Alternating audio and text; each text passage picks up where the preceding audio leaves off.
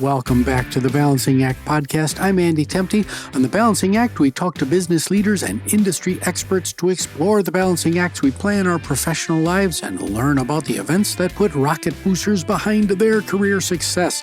Today, we have Steve Brown joining us. Steve is a futurist, an entrepreneur, and former Google DeepMind and Intel executive who's helped brands like Bank of America, Lenovo, and Intuit prepare for what he calls the intelligence age. He's also the author of the AI Ultimatum, preparing for a world of intelligent machines and radical transformation. Welcome to the show, Steve. Thanks, Andrew. It's great to be on the Balancing Act. And clearly, we're going to be talking about all things AI today. But Steve, before we get rolling, please give our listeners the elevator pitch version of your story. Sure. I started as an engineer. I trained as an engineer. There was a time when I could design chips and write software. I can't do any of that now. But I was an engineer at heart. And then I moved to the dark side. I moved to the business side of Intel. And I worked for Intel for probably 25 years or so. And I rose to be one of Intel's two futurists working in Intel labs and helping Intel to figure out what's the world going to be like 10 or 15 years from now, which was a really fun part of my job. In 2016, I left Intel. I'll tell you more about that later. And I started on my own as a consulting futurist. And a futurist is modeling what the world is going to be like 5, 10, 15 years out based on looking how trends will converge over time. So that's what I do now. More recently, I did a stint working at Google DeepMind, in part as their in-house futurist as well, and helping them think about the future of AI. And now I'm out on the road. I did 55 gigs this year. I look very tired because I've been traveling like crazy, helping business leaders to understand, decode AI, and understand how they can use it to accelerate their business, create new business value in new ways, and elevate the performance of their employees. So it's really, how do you harness AI to do great things in the world for people? And that's what I do. Excellent. Well, we are going to provide some of that value to our listeners today. Steve, if you had to pick one event in your life that just put rocket boosters, just accelerated your career, what would that be? Probably leaving Intel, honestly. In terms of the impact that I was able to have for the world, let's put it that way, if that's the test I give for when I was really able to accelerate my career, I had a great career at Intel, a wonderful company. I learned so much.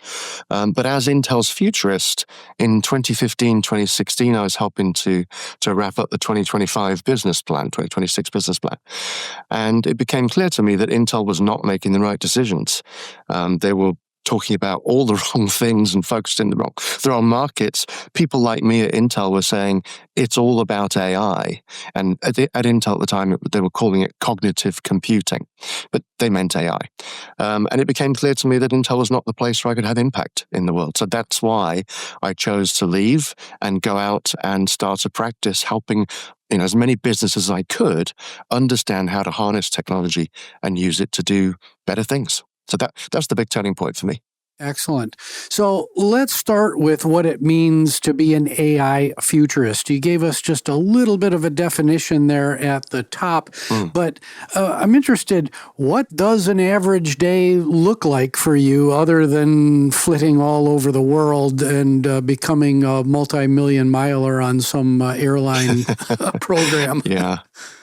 Yeah, it certainly feels that way sometimes. If I'm not in the air or at a customer site helping them to understand AI, I'm in my office here and I am learning about AI as much as I can. I probably spend 3 to 4 hours a day just building my own AI acumen. I read a lot of AI technology white papers. I read a lot of online articles. I listen to a lot of podcasts, just making sure I sort of read around the topic and understand as much as I can about AI, what's coming next.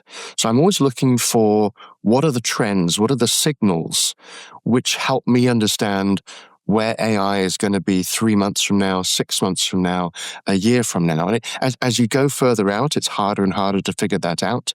But that's my job, is to understand the trends in AI and then translate that into language that business leaders can understand. So that's a good part of my job. And then when I'm on site, I'm either doing keynote presentations or I'm doing AI innovation workshops and helping intact teams to develop, what are the AI use cases in their business.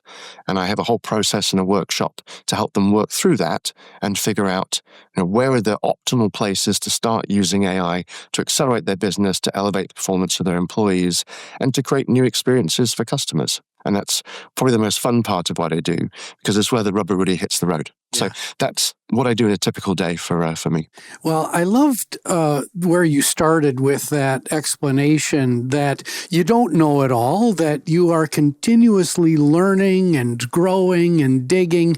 And I think that's just a fantastic message for everyone in every field, that, Steve Brown is this futurist that travels the world, but he spends a lot of his day learning and growing. And yeah, that's a message that everybody should take away. You have to. The topic's moving so quickly, and that's one of the things I talk to leaders about. What are the new leadership behaviors they need to develop in the intelligence era? And the first one is it's a shift in identity.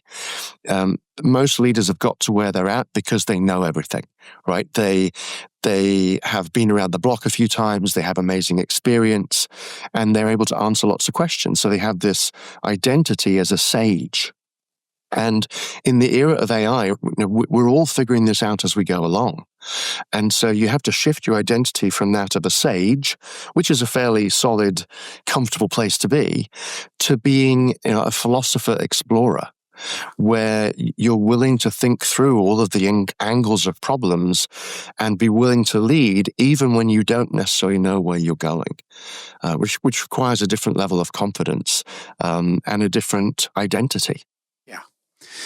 So, Steve, before we go a little bit deeper, there's some newer-ish terminology floating around that some of our listeners likely haven't heard of, or if they've heard of it, they don't really know what it means. And this is agentic AI. So can you please define this term for us and explain how the average listener will experience agentic AI in their daily lives? Sure. So let's talk about what an agent is. It's just a fancy piece of software. It's all it is. It's a fancy piece of software. And you can think about it at the core of an agent is a large language model like a ChatGPT or a Gemini or a Claude, those sorts of things.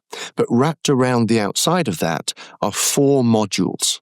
And those modules are all important, and they differentiate it from just a chatbot. So the first module is a perception module. It means that the AI can understand your context. So if you're using an agent embedded in a browser, it can see what you can see through the browser. It may be on your laptop. It can see what's on your screen. It may be in your phone, and it can see through the camera of your phone, or perhaps if it's embedded in a pair of glasses, it can understand what's in front of you right now. So it understands your context. That's the key thing. The second module is a memory module. So it can learn what, your preferences, your likes, your dislikes, and it can also learn from its own mistakes. So it's able to get better and improve its performance over time. The third module is a reasoning and planning module. So you can give it quite complex tasks, and it will reason its way through and plan out, here's how I'm going to address that problem step by step. And then it goes through and executes on those tasks. Now, how does it execute on those tasks? With the fourth module, which is the action module.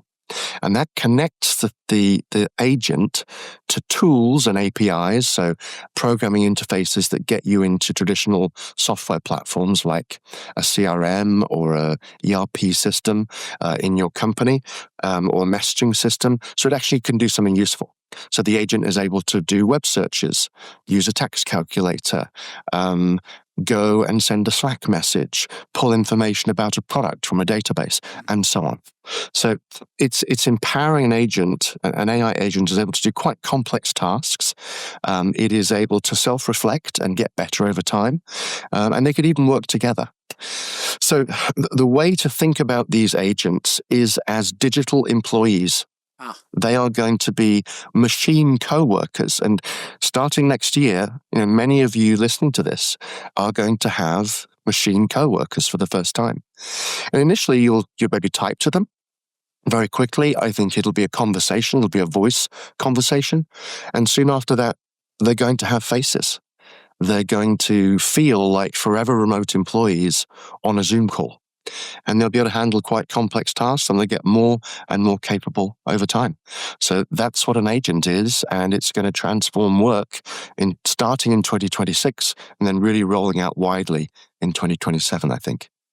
And the most important thing that a human employee who is working with those agents can do is keep learning and growing. Yes. And the other thing that's important to say about these agents is they're PhD level smart, but incredibly naive about the world, and they make mistakes still. So they still need human oversight. So what that means is our role in the workplace as humans is shifting from being the doers to being the designers of work for AIs, for agents, and overseeing that work.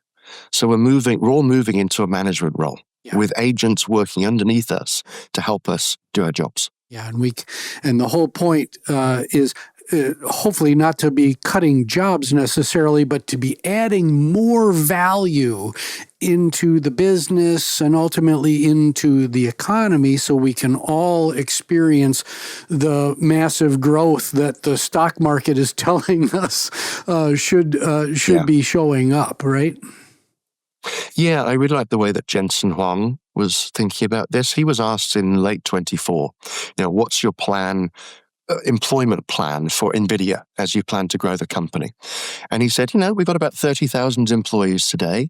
And over time, I plan to grow that to about 50,000 employees, supported by 100 million agents. He called them AI assistants across every department. So it's a different way about thinking about workforce planning. And you even see some companies, their CHRO, the head of HR, and their CIO, the head of IT, are becoming one person because they're now overseeing a blended human and machine workforce. Wow. All sorts of change coming. Just really briefly, we talked about agentic AI. What's the next piece of terminology that's going to seem to come out of left field, but is actively being worked on today? The other two I've talked to a lot of business leaders about the next three flavors, the next three waves of AI that are coming. Agentic is one of them. The other two are spatial AI and physical AI. So spatial AI is machines, AI models that are trained to understand 3D space and time. So to use a camera to actually understand what's in front of you. So often spatial AI is going to get paired with agentic AI, particularly if you have an assistant in your phone, for example, or in a pair of glasses. Physical AI is when you take spatial AI, agentic AI, and drop them inside a robotic body, and now you have physical AI.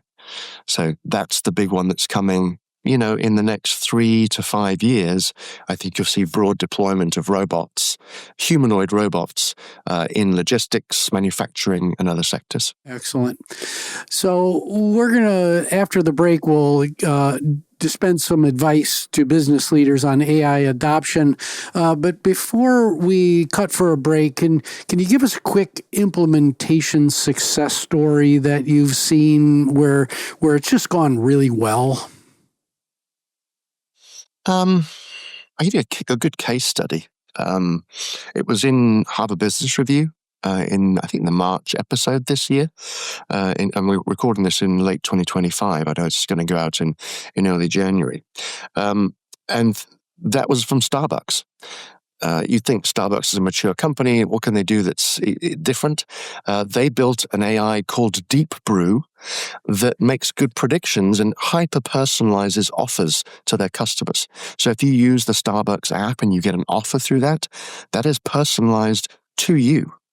And the way it's presented to you, the way it's worded, the coloring of it is all tuned based on what they know about you and what you like and what times of day you order products.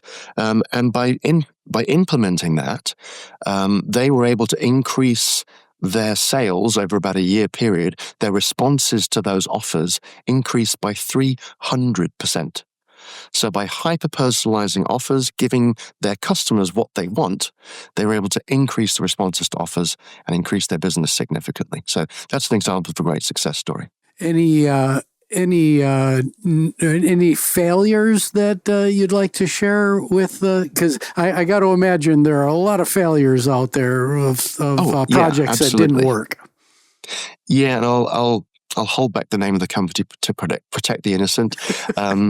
So a client I work with was quite advanced in using agentic AI, and they built some simple agents, and they tried to roll them out to their workforce. And they hadn't talked to the workforce about their plans for this at all. So the first time that their workforce heard that there was an AI that they were being expected to use was the day they rolled them out. And you can imagine the response they got. People threatened to quit. People said, I'm not using an AI ever. They hadn't explained the value to the person, the what's in it for me, of using these machines and how it would make their jobs easier, how it would allow them to have more fulfilling work, how it would allow them to have better impact in the world. And so there was a wild failure. Because they didn't engage their employees up front in the design process. And you want to create supporters, not saboteurs, and they did the opposite. Supporters, not saboteurs. The lesson of the importance of change management. Absolutely. So, Steve, we're going to cut to a quick commercial break, and we'll be right back with more AI adoption in business. Want to understand money, markets, and the economy to make better financial decisions? I'm Andy Temte. Join me every Saturday morning for Money Lessons with Andrew Temte on YouTube or your favorite podcast streaming service.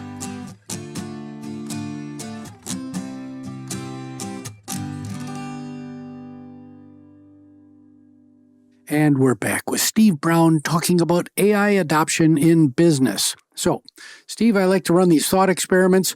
You've got the senior executive team of about a $400 million mid-sized business sitting in front of you right now.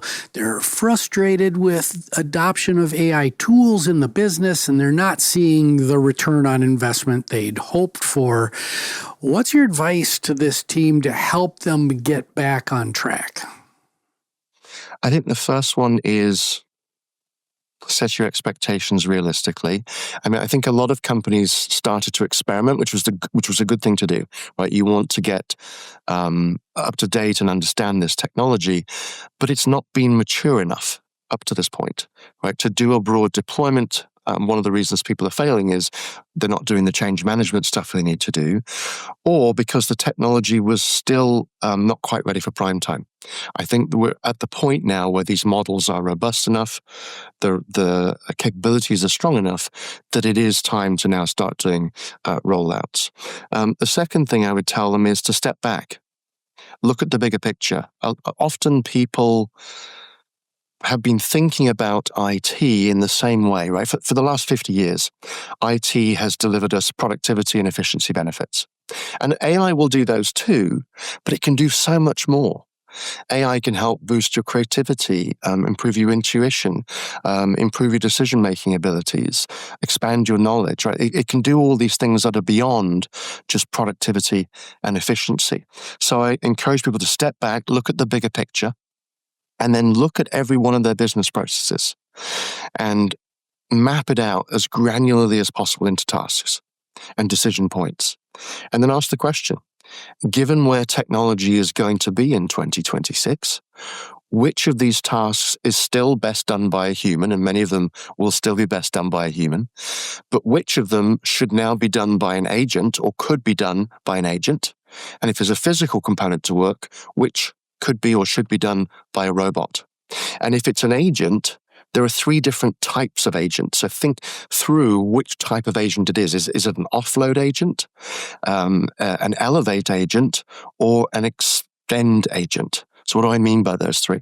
Offload is fairly straightforward. It's a task you don't want to do, something that's boring, repetitive, low-value work, right?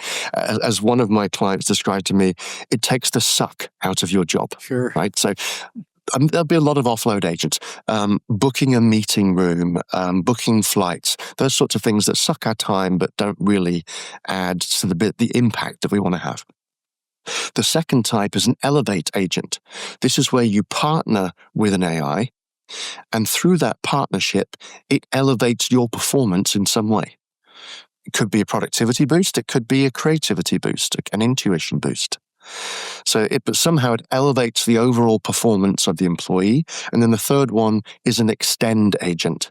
This is an agent that gives you capabilities you did not have before. So it almost makes you superhuman. And that's where the real opportunity lies for businesses. So stepping back and having that broader picture, thinking about where agents should fit in your business, in your workflows. And you do that because these agents are only going to get smarter over time. So if you've done that hard work, as we get towards so-called AGI, human level intelligence, you're essentially turning the dial up on your digital employees and making them smarter and more capable. So if they're embedded, you get the benefit of that impact. Yeah. So what I'm hearing from that, I'm still kind of focused on the offload part, making work suck less. But the thing about the offload component of that argument is a lot of employees wear redundant processes and the crappy part of their job as a security blanket. That this busy work, I really don't like it, but it keeps me where I want to be on that change management curve, which is toward the front end of it. I don't want to go through the valley of despair. So what I heard in that whole argument was an argument for continuous improvement practices being adopted by business so that you can properly map out all of your processes, which is also something that many businesses avoid, like the plague, because it's work. It takes a lot of work to map out what B comes after A, C comes back after B, et cetera, and knowing who's doing what along that value chain. So, I'm hearing continuous improvement. You got it completely. Yeah, and that's the other argument for engaging your frontline workers up front, because often the way that things are written down in the manuals, their policies and procedures, are not the way work actually gets done. Right. Yeah, sorry for all the laughter, but I've lived this. Where we at Kaplan Professional, we had our most important product. We sat down in a process mapping event, and nobody knew or could articulate how it happened to get the product from idea out to the customer along that whole value chain. We had all sorts of stuff written on whiteboards and these holes in the process where people just assumed that these folks over here were doing a part of the process and nobody really knew. So process mapping, Kaizen, continuous improvement, you got to focus on that if you're going to be successful here.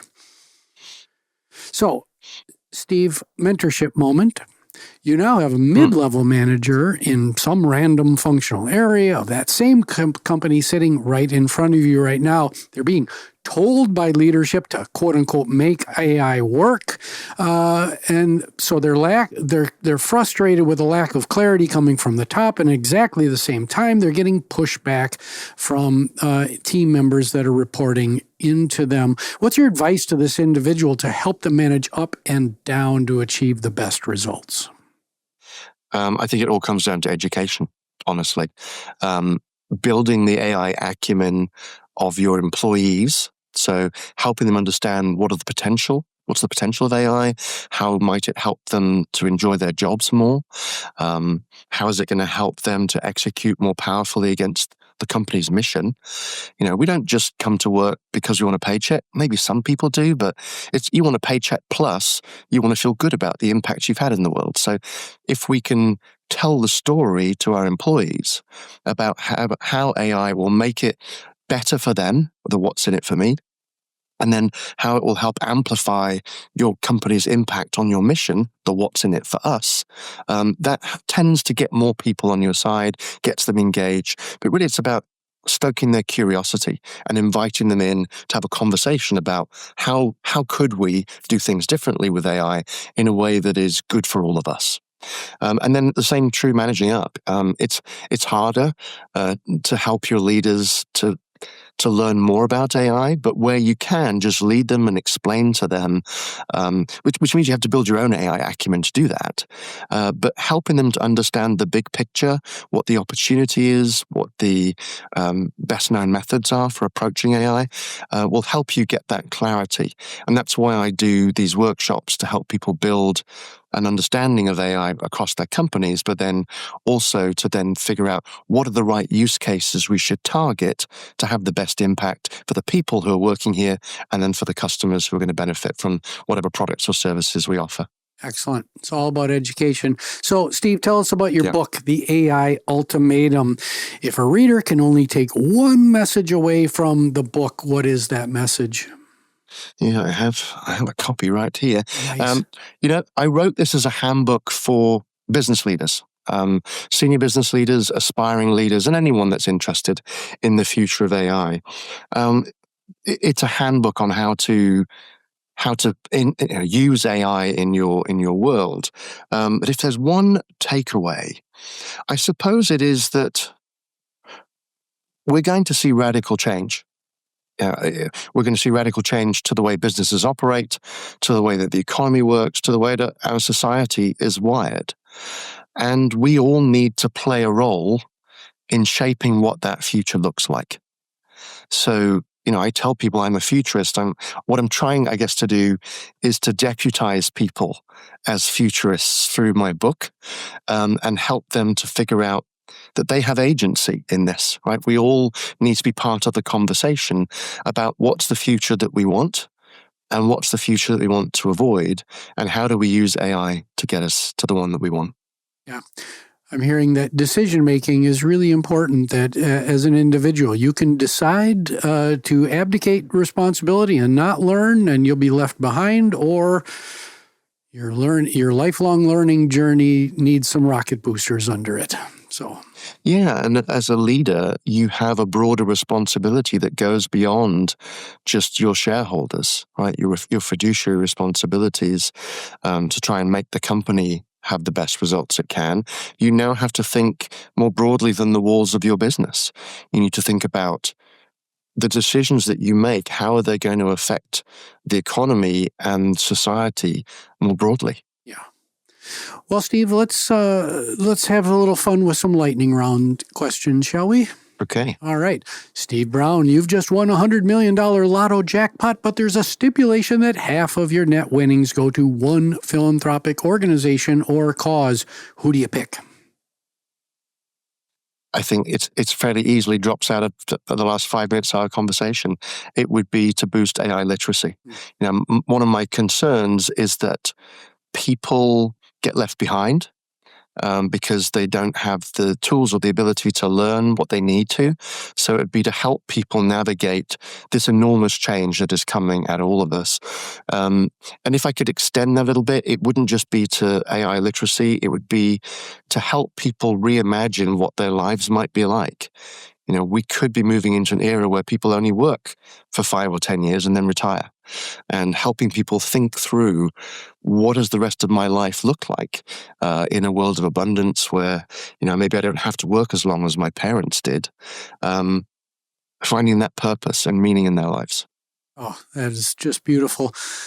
Steve, I give you access to a really small time machine, and you can send a message to an earlier version of Steve Brown. What's the message, and what previous version of yourself do you send it to?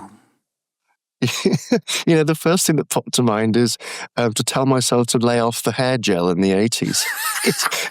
I'm bald as a pool ball now, but it's probably not that. It's probably the same message I think we would all love to give our younger self. Maybe my teenage self, like 15 years old, that it'll all be okay, and to believe in yourself more, to have more confidence in yourself.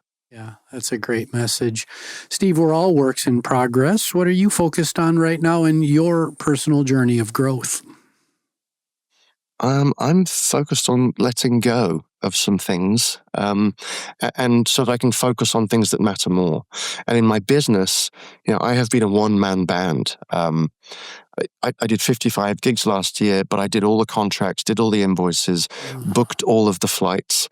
And in 2026, I'm outsourcing that to someone else. So I can really focus my time on all of the, do more research and create even better content for my clients. So it's an exercise in letting go.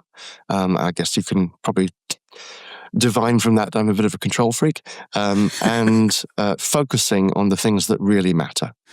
Yeah, I suffer from the control freak bug as well. It's tough being a solopreneur. I'm a duopreneur with my son Nick, and it is yes, offloading some of those responsibilities is key to growth. Steve, Yep. you've been a wonderful guest today. Thank you so much for your contributions. Where can folks get a hold of you? If you can find me on my website, which is it's very easy, stevebrown.ai. You can read my blog there. You can find out more about me and what I offer.